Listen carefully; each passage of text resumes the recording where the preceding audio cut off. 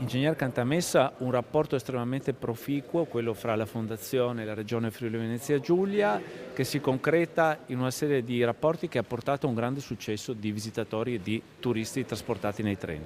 È verissimo, un rapporto nato direttamente con il suo presidente, con l'onorevole Fedriga, e abbiamo delle rotte molto concrete sulle quali sviluppare il turismo ferroviario nel Friuli Venezia Giulia. Il grande hub ferroviario di Trieste Campomarzio diventerà una stazione dove si attesteranno treni turistici dall'Austria e dalla Slovenia, oltre che dall'Italia. Se la ferrovia pedemontana, meraviglia a nord del tagliamento, stiamo lavorando per intercettare il turismo delle biciclette, dei ciclisti che da Gemona del Friuli salgono verso l'Austria lungo la ciclabile. Non è tutto. Il rondò di Trieste, appena sarà finita la prima ala già finanziata di Corso Giulio Cesare, il treno storico tornerà a correre tra Campomarzio e il castello di Miramare. E allora io credo che questi antichi binari diventeranno una fortunata giostra per turisti di tutta Europa che amano il treno, i ritmi slow, ma soprattutto i sapori del nostro territorio. Quindi per quel che riguarda Trieste, il 2019 è la data importante d'arrivo e la collaborazione soprattutto con i volontari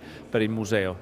Chi ha custodito questo museo in tempi in cui non eravamo tutti così consapevoli del grande valore del patrimonio storico delle Ferrovie dello Stato, chi ha conservato in quegli anni sono gli appassionati, i volontari. Oggi con loro abbiamo firmato l'accordo che garantirà di essere loro le voci narranti a grandi e piccini, i gestori culturali di questo spazio meraviglioso che racconterà lo spostamento dei confini italiani tra le guerre e tra l'Ottocento e il Novecento, narrandolo dal punto di vista del treno.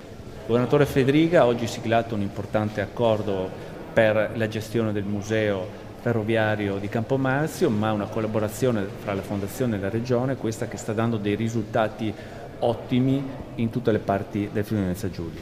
Sì, noi dobbiamo sfruttare questa opportunità per ampliare l'offerta turistica nel Friuli Venezia Giulia, che ha delle peculiarità, penso uniche in Italia.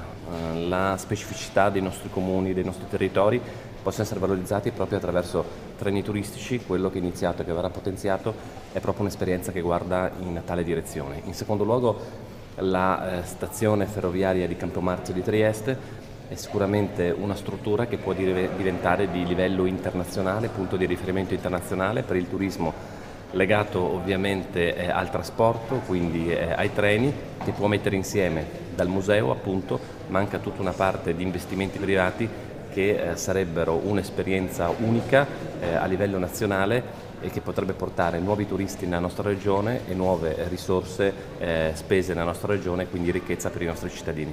Presidente, oltre ai privati lei ha parlato anche di un coinvolgimento col governo e con le istituzioni europee. Certo, l'investimento che bisogna mettere in atto non può ovviamente ridursi soltanto a livello del nostro territorio, perché si tratta di un progetto di carattere e di respiro internazionale. Quindi governo e istituzioni europee, sono convinto, potranno essere della partita proprio per andare in una direzione che vede sempre più la nostra regione punto di riferimento a livello europeo per quanto riguarda sicuramente gli investimenti, ma anche per quanto riguarda il turismo, basti vedere i dati degli ultimi anni.